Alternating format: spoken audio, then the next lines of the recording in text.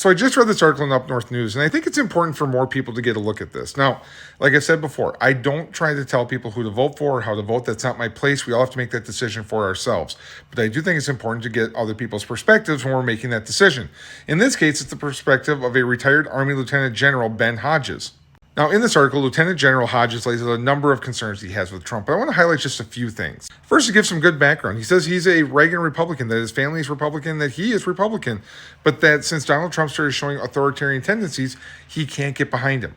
Now, one of the first things Lieutenant General Hodges talks about is Donald Trump's disrespect for our policies and processes. And he acknowledges that our processes and policies are not perfect, but they are the thing that separates us from most of the rest of the world, and that we have to have respect for them while we fight to change them if need be.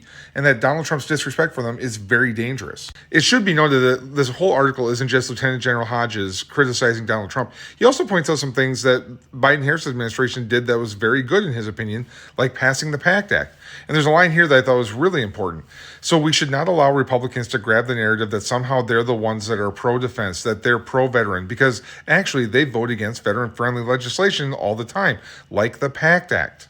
The article then wraps up with Lieutenant General Hodges explaining the importance of NATO, not only to European security, but to U.S. security. But also calls out, I think rightfully so, that too many of our European allies that have really nice social systems haven't been paying enough for their own defense and instead have been relying on the U.S. to make up that shortfall. And that puts a huge burden on us. But that it's more important for us to actually negotiate with these folks and work with them to get them to increase their spending on their defense, rather than to just leave and have the entire system fall down around us, threatening not only European security, but our security as well.